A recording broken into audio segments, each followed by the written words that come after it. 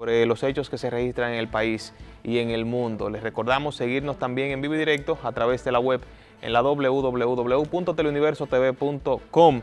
Gracias a todos los que nos siguen desde cualquier rincón del mundo, a los amigos de Puerto Rico que fielmente nos manifiestan su apoyo, su sintonía, a todos los amigos en Estados Unidos y en todo el mundo, pero de manera especial esas dos localidades donde tenemos una gran fuerza, una gran presencia de dominicanos por demás. Asimismo en Europa, en España nos han escrito, siguen a través de la web la programación de Teleuniverso, la imagen sin fronteras. Quismel Cruz está con nosotros como de costumbre. ¿Qué tal, Quismel?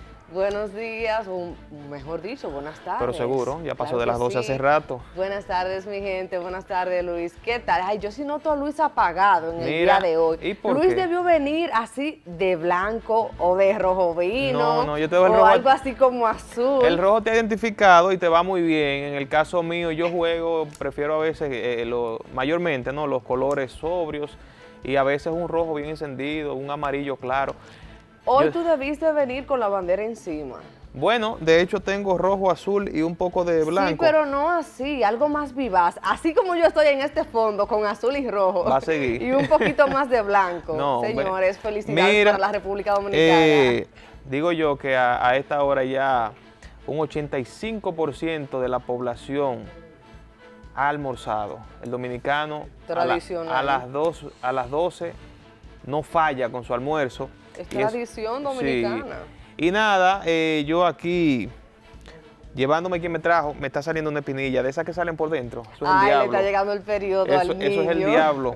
Mira, estamos en Serie del Caribe, arrancamos bien anoche la República Dominicana, aunque México ha demostrado como en los últimos años viene jugando muy buen béisbol, un partido muy apretado, 3-2 pasó, hoy continúa la Serie del Caribe y hoy hay un atractivo bien interesante, ¿verdad? Y es el encuentro entre Puerto Rico y República Dominicana. Así que estamos en pelota, continuamos en pelota y vemos que se desarrolló la primera jornada de la Serie del Caribe de manera muy positiva, ¿verdad? 3 encuentros, naturalmente. Aquí tenemos un solo estadio disponible, que es una de las deficiencias por las que se ha venido quejando la fanaticada hace mucho y que esperamos se corrija esto en lo adelante, un solo estadio, digamos, con categoría para recibir este tipo de eventos, aunque ya tuvimos aquí la Serie del Caribe en Santiago 2008, pero nosotros entendemos que al nivel que estamos en materia de béisbol, ya campeones mundiales en el Clásico del 2013, segundo país en cuanto a cantidad de peloteros participando en las grandes ligas, después de Estados Unidos, yo creo que todo eso amerita que nuestros gobiernos destinen más recursos para adecuar los estadios, no solamente Cibao y el Quisqueya, Juan Marichal, sino la Romana, el Julián Javier de San Francisco, el Francisco Micheli de la Romana, etcétera, etcétera. Aquí en el del Cibao realizaron El Tetelo Vargas. remodelaciones. Sí, pero siempre, por ejemplo, la Confederación de Béisbol encuentra, digamos, precariedades o deficiencias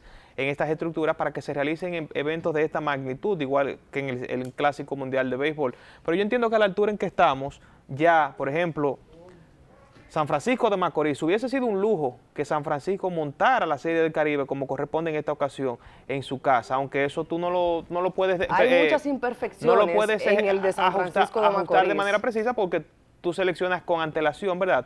Hay un ciclo y donde se identifica dónde se va a realizar la Serie del Caribe y tú no sabes quién va a ganar, pero por ejemplo, en esta ocasión, imagínate que la Serie del Caribe se hubiese montado en San Francisco de Macorís. No es representable. Y allí entonces ganan los gigantes, como pasó en esta ocasión. O sea, fuera mucho más interesante aún. Atractivo. Es una gran coincidencia, pero fuera bien interesante, por lo tanto. Que ese es el plan, que ganemos. Así No, que y claro que sí. No, porque esas son las energías, ahora señores. está compitiendo, hay que decir, la República Dominicana, independientemente de todo. Y bueno, en el caso de Marcelo Osuna y Yuniesky Maya, que habían tenido unos episodios bien interesantes ahí en el calor del juego durante la serie de Round Robin, están ahí jugando en el mismo equipo, ¿verdad? Y eso es lo interesante del béisbol y de la competencia deportiva. Eso por un lado. Pero más importante que esto, para mí, es mantener viva la historia, ¿verdad? Y recordar los hechos que nos han marcado como república. Hoy estamos cumpliendo 62 años de un hecho sangriento que enlutó al país y que cobró la vida de 27 jóvenes. Los 27 panfleteros de Santiago, hoy 29 de enero, pero de 1960, se dio muerte de una manera brutal bajo el régimen tiránico a estos jóvenes encabezados por Wenceslao Guillén, quien desde los años 50 venía luchando porque el pueblo tomara conciencia sobre esta situación que vivía el país bajo la tiranía de Trujillo, que ya tenía en ese entonces más de 20 años, casi los 30 que llegó a cumplir. Y queremos destacar esto porque también hay alguien que se ha encargado de mantener vivo el recuerdo de esos jóvenes, el sacrificio que tuvieron que hacer con sus vidas para que las personas pudieran tomar más conciencia de lo que estaba pasando. Estos Negro Veras. Yo me sentí muy privilegiado cuando el año pasado él nos hizo llegar su libro sobre la historia de los panfleteros. A los 60 años, 2 panfleteros de Santiago cuentan la jóvenes situación. adolescentes. Imagínate tú, muchachos jóvenes. Que ahora tú no ves eso, no existe esa gallardía. No, había que jugársela, había que tener los 2 cocos, como decimos en buen dominicano, bien apretados para usted emitir un comunicado, como decían esos panfletos, abajo la dictadura, Trujillo es una mierda, y ese tipo de expresiones. Había que estar dispuestos a lo que pasó, a morir. Y que si tú haces comparaciones de los jóvenes en esos años a los jóvenes actuales, no existe ni siquiera una similitud, ni siquiera una cercanía, hasta en lo laboral, porque antes usted verificaba una rueda de prensa de periodistas en aquellos años y es muy distinta a las ruedas de prensa en la actualidad. Había un contexto social que colocaba en apuros, ¿verdad? A quien quisiera hacer un trabajo como ese, quisiera confrontar al poder. Lo hacían, habían preguntas muy contundentes. Ahora el periodista, por lo general, por ejemplo, yo te admiro, tú haces un excelente trabajo y haces un tipo de preguntas que tú vas al grano.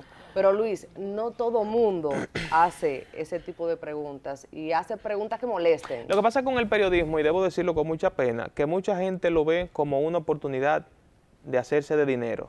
Sí. Contrario al concepto que originalmente se tenía de periodista, que no era para buscar riqueza, sino para revelar las realidades de una población o de una situación. Preguntarte lo que tú no quieres responder. Y poner en situación incómoda a la fuente. No es hacerle el camino más fácil.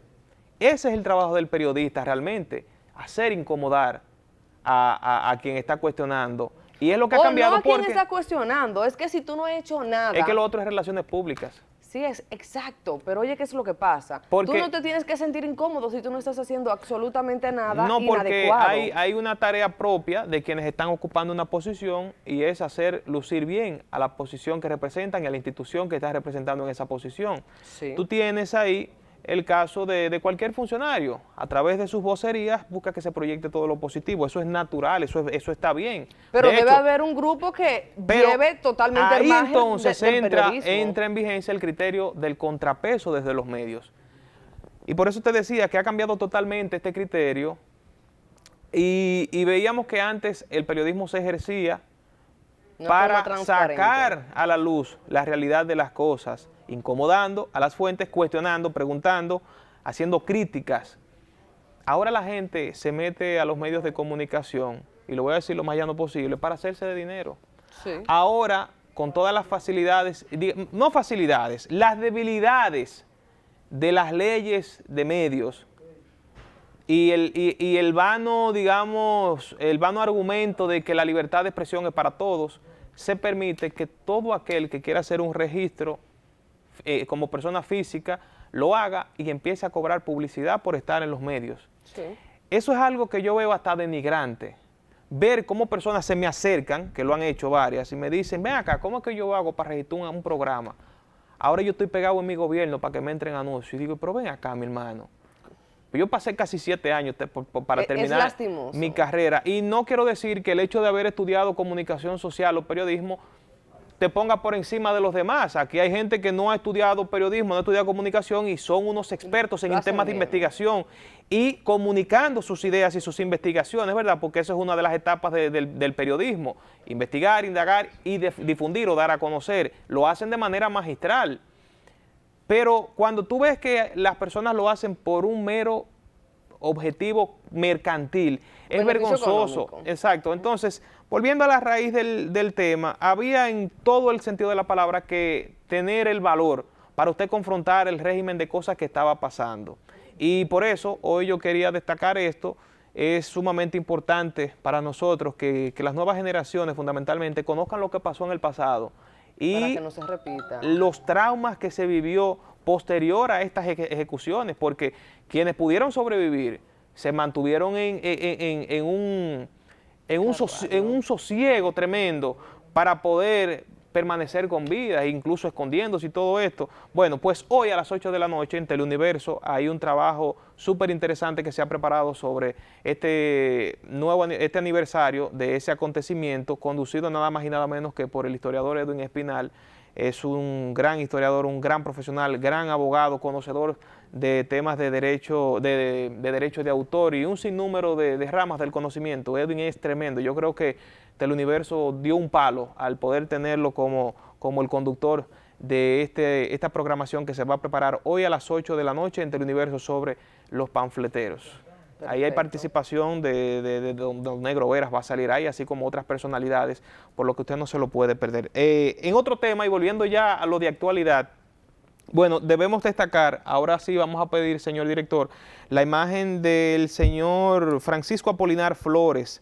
Esto es un llamado de atención a quienes puedan identificar al señor Francisco Apolinar Flores. Esa es una imagen de una cámara que lo captó anoche, no tenemos específicamente el lugar, pero vamos a poner la fotografía de frontal de Apolinar, señor director. Hay dos imágenes para que quienes lo puedan ver nos reporten, ¿verdad? Aquí mismo a Teleuniverso y ahí al número 809-752-2347. Apolinar es de San Víctor en Moca y tenemos entendido salió ayer hacia Jamao al norte, pero no se ha sabido más de su paradero. La última vez que se le vio fue próximo al cruce de Sabaneta.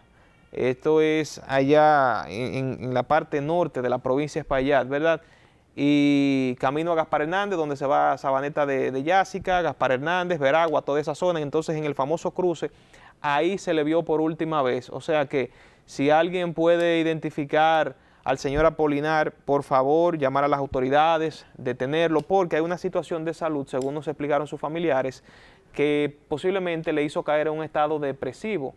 Además de que hay otras razones, porque tenemos entendido que él también padece de azúcar. Dentro de todas las complicaciones de salud, a veces cuando hay un gran bajón de azúcar, las personas suelen perder la noción del conocimiento, de la ubicación, pierden la noción en todo el sentido de la palabra y pudo haber pasado cualquiera de estas posibilidades. Entonces, una persona mayor y sí, por lo general esas personas hay que tenerla bajo observación siempre. Por eso hacemos el llamado a quienes identifiquen al señor Apolinar Flores para que se contacte a ese número que vimos en pantalla o aquí en Teleuniverso también para nosotros entonces canalizar el encuentro. Estamos en convención del PRM, una situación que ya toma colores tensos o de tensión.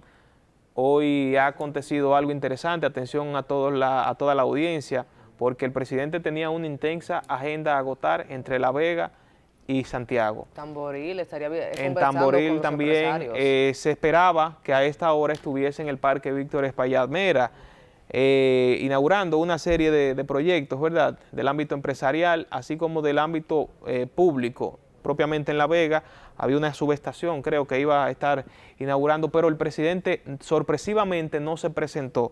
Lo interesante es que los teléfonos, los celulares de los dirigentes del PRM en Santiago están todos apagados. Yo no he podido contactar a nadie, ha sido imposible, y lo que hace más interesante y curioso todo lo que está pasando es el contexto justamente de la convención de delegados mañana del PRM. Esta semana tú sabrás que tuvimos un episodio bien llamativo porque los movimientos huelgarios, los grupos populares, pese a las constantes críticas que siempre tienen, han estado tranquilos en la gestión de gobierno de Luis Abinader, pero cuando Abinader iba a San Francisco de Macorís en esta semana, sorpresivamente también se dio una huelga. Anoche incendiaron neumáticos en la autopista de Samaná.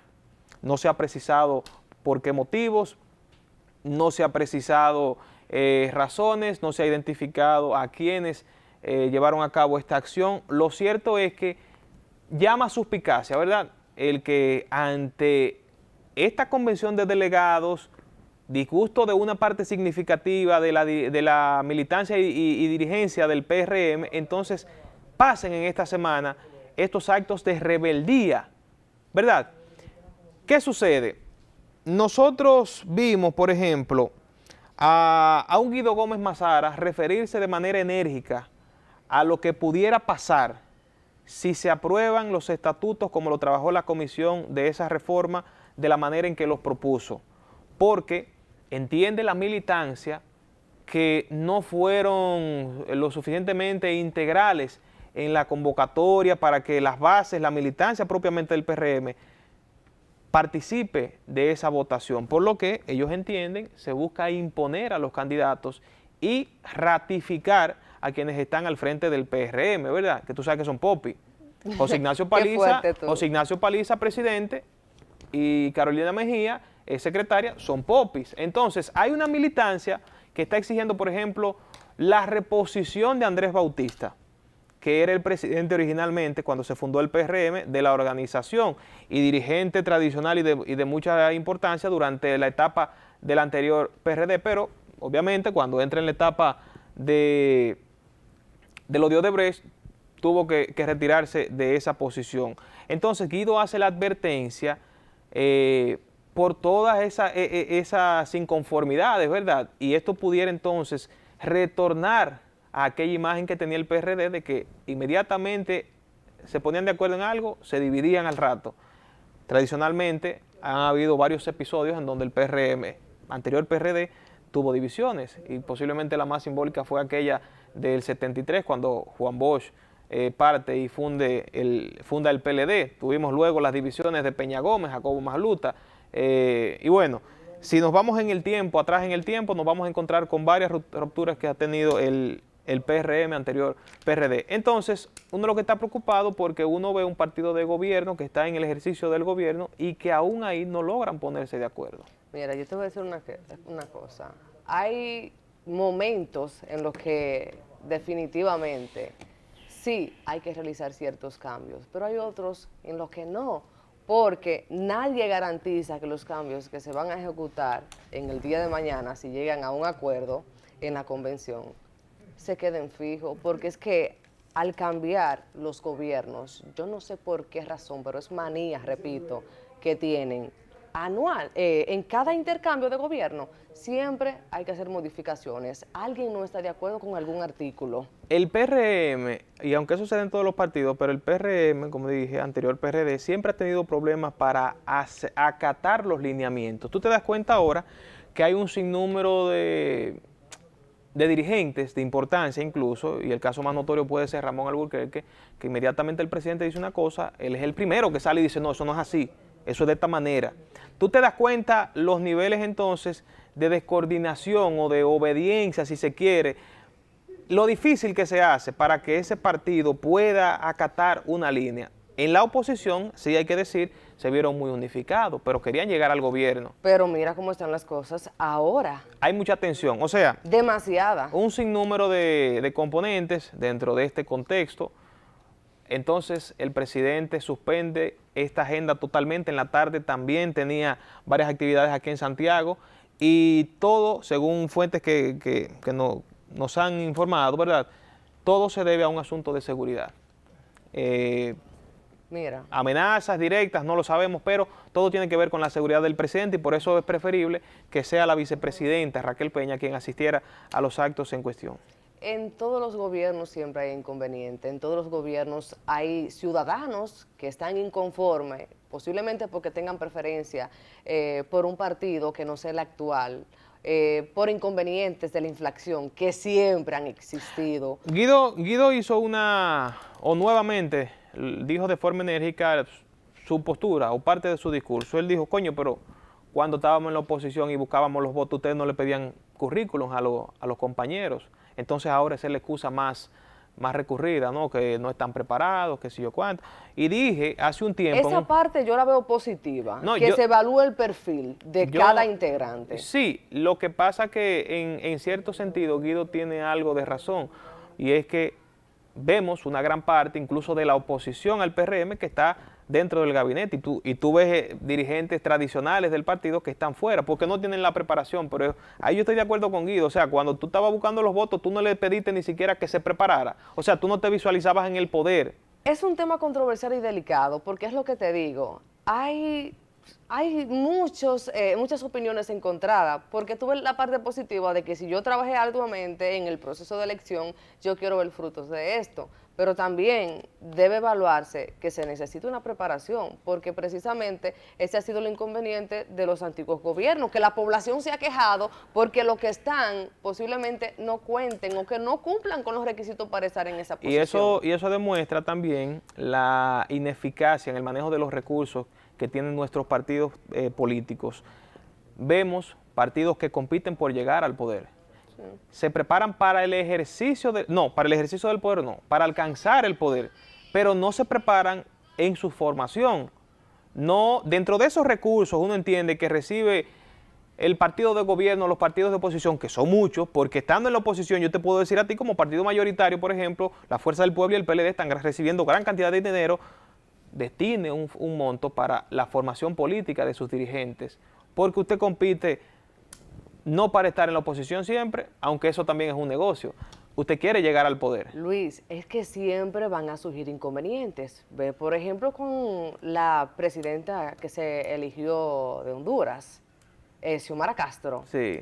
Eso es un boom esta semana, señores. No bien se juramentó y ya tenía inconvenientes. Esa gente tiene un rebú. Pero ella es la primera rebusera, porque ella invitó un reguero de gente para allá. Pero ¿y esta mujer? Es lo que te digo, señores. Entonces, en todo el mundo existen inconvenientes políticos. Vamos a ver, a seguir muy de cerca lo que pueda pasar mañana en esta convocatoria, en la Asamblea de Delegados del Partido Revolucionario Moderno, donde se buscará aprobar estos nuevos estatutos de la entidad. Nosotros nos vamos a una pausa, regresamos en breve con Sábado al Día.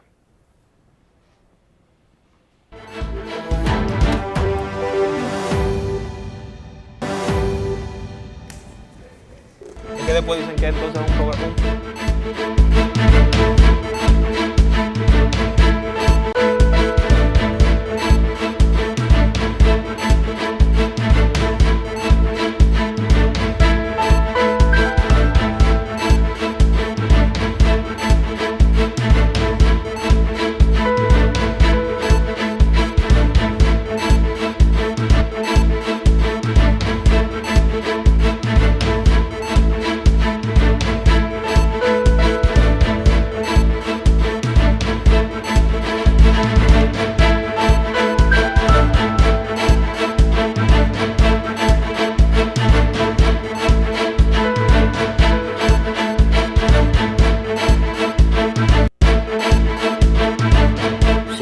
De la igualdad y se critica mucho y hay que hacer que todos seamos iguales. En primer lugar, no somos iguales, todos somos diferentes, nada que hacer. Lo que hay que buscar no es que todo el mundo sea igual, que todo el mundo tenga la misma plata y el mismo trabajo, porque eso es imposible, eso es apenas para hacer discursos políticos a veces. Lo que hay que buscar es que todo el mundo tenga oportunidades. Y realmente nuestra gente en Colombia es pobre. Nosotros somos pobres, los ingresos nuestros son bajos. Y se habla mucho de que las grandes empresas se quedan con el dinero. Permíteme hacer una pequeña aclaración. Las grandes empresas son las que producen el dinero. Si no hubiera esas empresas, entonces se habla de que la repartición, si no hubiera esas empresas no habría nada que repartir. Entonces, para ser justos en la repartición, lo primero es que haya algo que repartir. Y eso sí, ese es un derecho de todos los ciudadanos. Lo que los países tienen que buscar y todos tenemos que buscar es que todos tengan oportunidad, que haya trabajo para todos. Trabajos decentes, bien pagados.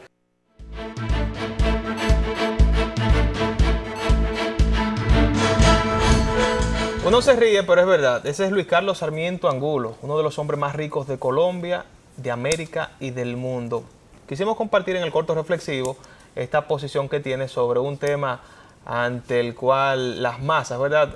O los sectores populares siempre están muy pendientes, pero pocas veces vemos un hombre de este nivel económico refiriéndose a este tema.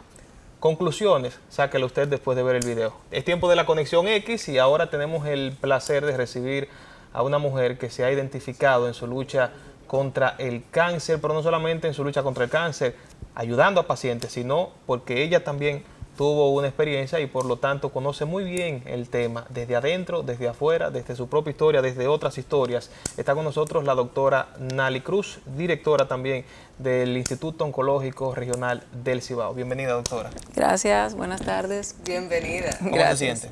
Muy bien. Muy bien. Siempre estamos bien, sí. Qué bueno tenerla aquí. Habíamos hecho ya varios intentos en la invitación, pero fallidos, porque usted también es una mujer que participa en muchos seminarios y muchas cosas. Así es. Doctora, a lo largo de los años en el ejercicio, ¿cuál es la mejor lección que usted ha podido sacar de la carrera de medicina y del tratamiento con los pacientes de cáncer? Fíjate, hay muchas lecciones. No te puedo decir que haya una mejor que otra, porque cada una tiene su historia y cada una tiene su enseñanza, ¿verdad? Sin embargo, cuando tú tienes pacientes, sobre todo pacientes jóvenes o niños, que tú puedes sacarlo de la situación en la que se encuentran, o cuando tú tienes un paciente que te dice, yo necesito vivir, yo quiero que me den una segunda oportunidad, yo quiero tener oportunidad para poder hacer lo que nunca pude hacer, en esos momentos tú te preguntas, o sea, soy yo como médico, como un ente humano, necesito la ayuda divina, es un paciente que quiere seguir y ya yo no puedo, no tengo nada que ofrecerle. Entonces, experiencias miles, enseñanzas millones. No te puedo decir que tenga una experiencia mejor que otra, porque la verdad es que cada paciente es particular y cada uno de los pacientes deja una enseñanza. ¿Usted ha logrado, digamos, hasta ahora los objetivos que se propuso cuando se definió para estudiar medicina? No, todavía falta mucho. Realmente cuando uno entra a la carrera de medicina, uno entra con ciertas expectativas que a lo largo del tiempo tú vas modificando, vas ampliando los horizontes. Casi siempre cuando uno entra a la carrera de medicina uno tiene una visión cónica. Uno quiere ser médico para hacer tal cosa, pero después uno se da cuenta con el paso del tiempo que la visión debe ser panorámica y que tú tienes muchas cosas que investigar, muchas cosas que explorar, muchas cosas que dar, muchas cosas que demandar. Entonces, no, eso no va a pasar nunca con ningún médico. Realmente uno nunca va a llegar a lograr todos los objetivos que uno se propone. Uno de los principales objetivos que tenemos nosotros como médicos oncólogos es llegar a tener la oportunidad de curar a todos los pacientes. ¿Que eso es imposible? No creo que sea imposible. Probablemente la palabra imposible no sería la que mejor definiría esto. Es trabajoso. Trabajoso y necesita de mucho. Hay que trabajar y ver cómo podemos llegar en algún momento a lograr tener el mayor número de pacientes curados. ¿Por qué, Luis Manuel? ¿Por qué no es imposible? Porque si nosotros creamos en el pueblo la conciencia de que, si bien es cierto que el cáncer en la mayoría de patologías oncológicas no es prevenible, sí podemos hacer detección oportuna. Y si nosotros hacemos detección oportuna, podemos curar a los pacientes. ¿Qué significa detección oportuna? Detectar el cáncer en etapa preclínica, antes de que se manifieste clínicamente, cuando es potencialmente curable.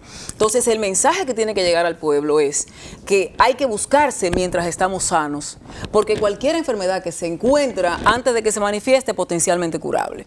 Y el cáncer es una de ellas. Entonces, no es imposible curar a todos los pacientes. Lo que nosotros tenemos que tratar es de cambiar los mecanismos que tenemos para hacer detección oportuna, cómo el paciente debe acudir al médico, a quiénes son los pacientes que deben ir, en qué momento deben ir, y que la gente vaya creando la conciencia para que eso pueda pasar. No es imposible curar a todos los pacientes, la diferencia va a estar en el momento que hacemos el diagnóstico. ¿Y la cultura influye en eso? Claro, por supuesto, claro. Doctora, hay momentos que usted visita el médico, lo recomendable es un chequeo general, anual, pero no todo el mundo toma la iniciativa. Pero también hay ocasiones que usted visita el médico y el médico no le manda a hacer los estudios correspondientes para detectar cualquier enfermedad que posiblemente no esté a simple vista o que usted no tenga síntomas, que también ese es un punto. Se habla de que el cáncer debería ser declarado como pandemia por la gran cantidad y el impacto que ha tenido a nivel mundial. Pero también hay un punto. Se han creado vacunas que han surgido espontáneamente. Se ha comentado también que si podría existir una vacuna o un tratamiento específico, porque usted me comentó, no es prevenible, pero es fundamental. Es una enfermedad que está atacando a nivel mundial ¿Cuál es su opinión sobre la investigación científica que se ha llevado a cabo con relación a esta enfermedad?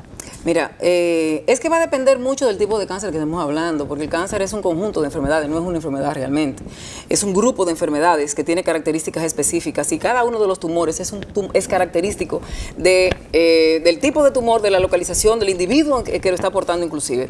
Hay varias cosas que debo decirte. Número uno, el cáncer es una enfermedad de pacientes viejos. Las curvas de incidencia del cáncer aumentan a partir de los 50 años. En la medida que la población es más envejeciente, la probabilidad de cáncer es mucho mayor. Y hay cánceres que son característicos de grupos de edad. Entonces, lo que tiene el médico que conocer, y ahí voy a responder tu segunda pregunta, o tu segundo comentario, lo que el médico tiene que conocer es lo que yo debo buscar en ese paciente de forma particular. En un niño, yo no puedo buscar un cáncer de próstata porque no existe. Pero en un viejo de 70 años, sí. Y a partir de los 40 debo empezar a hacer PSA. Para diagnóstico oportuno de cáncer de la próstata. Por ponerte un ejemplo. Un paciente fumador, yo tengo que hacerle a partir de los 50 años una tomografía de tórax por lo menos una vez al año, buscando lesiones pequeñas en los pulmones. ¿Entiendes? Una evaluación de la cavidad oral o del tracto orodigestivo que sea clínicamente evaluable en pacientes fumadores. Ahora tenemos el problema de la juca. Todos los jóvenes ahora que están involucrados en el negocio, en el uso de la juca con frecuencia, una de las expresiones que utilizo cada vez que tengo la oportunidad en los medios, es que la Organización Mundial de la Salud define fumador como toda persona que a lo largo de su vida se ha fumado 100 cigarrillos o más. No importa si se lo fumó en un día sentado o se lo fumó en 20 años. 100 cigarrillos es el número. Una hora de juca equivale a fumarse 400 cigarrillos. Entonces, los vapes. ¿qué va a pasar? Bueno, sí, los cigarrillos electrónicos. ¿Qué va a pasar con estos jóvenes que hoy día están utilizando de manera frecuente este tipo de cigarrillos electrónicos, juca, lo que sea? Obviamente ellos van a estar tempranamente teniendo patologías de pacientes viejos. Cuando un paciente de esos llega a una consulta, independientemente por lo que vaya, se cayó en un motor, tuvo un trauma en una pierna, aprovecha el médico y haga una tomografía de tórax para que busque una enfermedad temprana. Aunque en el momento no le duela. Aunque en el momento no tenga nada, porque lo ideal es diagnosticar la enfermedad antes de que se manifieste. Entonces, los estudios de investigación, para responder tu pregunta, están destinados a ciertas patologías. Te explico. Los tumores del tracto orodigestivo superior, lo que se llama cabeza y cuello, cavidad oral, orofaringe, laringe, hipofaringe y nasofaringe, son tumores que tienen múltiples investigaciones. ¿Cuál de todos es el que menos investiga? El nasofaringe, porque representa menos del 4% de todos los tumores del tracto orodigestivo superior. Entonces, cuando un paciente te aparece con un cáncer de nasofaringe, tú tienes pocas opciones de manejo porque no hay estándares. O los estándares que hay son con grupos de pacientes muy pequeños. Sin embargo, cuando tú hablas de cáncer de mama, de cáncer de cervix, de cáncer de endometrio, cáncer de pulmón, que son patologías extremadamente frecuentes, tú te encuentras con miles de artículos que te pueden hablar de las opciones de manejo para un paciente de manera particular. Entonces, los estudios de investigación están destinados a ciertos tipos de tumores por localización y grupo etario. ¿Sí?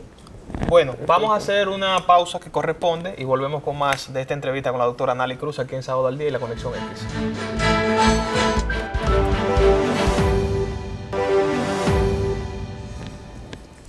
Hay una expresión actual propia de la humanidad actual.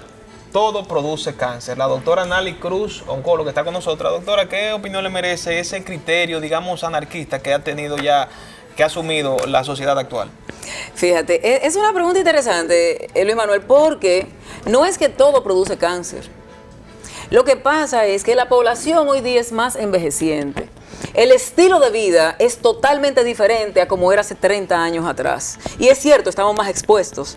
Yo decía hace un rato que el cáncer es una enfermedad de pacientes envejecientes y que las curvas de incidencia aumentan a medida que la edad aumenta, ¿verdad? Y que las mayores curvas se van a ver por encima de los 50 años. La edad promedio de un hombre latinoamericano para esta época de la historia son 73 años. Y para una mujer son 75 años. O sea, mientras más aumenta la expectativa de vida, más cánceres vamos a ver. No es que las cosas producen cánceres, es que hay un mayor número de viejos y por eso hay un mayor número de cánceres. Doctora, usted está haciendo énfasis en las personas de avanzada edad, pero son muchos los casos recurrentes de niños que tienen meses y están desarrollando un cáncer o que han fallecido. Platíqueme sobre esta parte. No, es que no son muchos, es el 3%. El 97% de los cánceres se ven adultos, el 3% en los niños. Y existen dos tipos de mutaciones, que son los cambios que se producen en la célula para que se produzca el cáncer. Eso es lo que se llama mutación, ¿verdad? Un daño celular. El 97% de las mutaciones se van a producir en las células maduras o en las células del adulto, que son relacionadas con influencias externas, que juntamente con influencias internas producen o desencadenan la proliferación celular, que es lo que lleva a los tumores o cáncer. Hay un 3% de pacientes que nacen con una mutación que se llama mutación germinal, que está presente en todas las células desde la morfogénesis, o sea, desde el momento en que se empiezan a formar las células. Esos individuos, que son los niños, pueden desarrollar cáncer en cualquier línea celular, pero hay cánceres específicos de niños. A un niño no le da cáncer de pulmón, un niño puede hacer metástasis al pulmón de un cáncer tipo rabdomiosarcoma, por ejemplo, que se puede originar en la próstata, en la vejiga, pero es un tumor embrionario, ¿sí? O puede desarrollar una metástasis hepática de un nefroblastoma, que es un tumor de riñón, o de un tumor de Wilms. A él no le da un hepatocarcinoma, ¿sí? ¿Sí me entienden? Entonces, las mutaciones, la mayoría de las mutaciones se producen en las células adultas. El 3% de los niños, pero los niños nacen con esa predisposición. Y debo decir algo, porque la mayoría de la gente cree que el cáncer se hereda. Solo el 3% de los cánceres se hereda. El 97% es esporádicos. Y voy a llegar más lejos. Hay un 25% de casos que se puede presentar en individuos libres de influencias externas solamente por los carcinógenos que produce su organismo. Pero ¿cómo las madres podrían despertar esa sospecha de que su niño posiblemente esté desarrollando un cáncer? Ay, muy buena pregunta. Muy buena pregunta. Número 1, las características del niño. Conocerlo desde que nace para saber cuando hay algo anormal. Entonces, una mancha en un ojo. La barriguita más crecida de un lado que del otro, una piernita más desarrollada que la otra, un ganglio en el cuello que no desaparezca, son cosas que deben llamar la atención, pero para eso hay que conocer el niño. Por eso yo te digo, el niño debe verse con el pediatra desde que nace. Al igual que los adultos deben ir al médico mientras están sanos, porque es lo que va, cuando tú conoces tu organismo, la única manera que tú puedes saber cuando hay algo anormal es cuando tú conoces lo normal. Doctora, muchísimas gracias. Se nos ha acabado el tiempo. Nosotros complacidos de su visita y esperamos se repita en una siguiente ocasión. Claro que sí, con gusto. Sumamente informativo y productivo el programa del día de hoy. A ustedes también las gracias, como siempre, por habernos acompañado. Será hasta una próxima. Y bueno, pasen feliz tarde y buen fin de semana. Café y paz. Chaito, pues.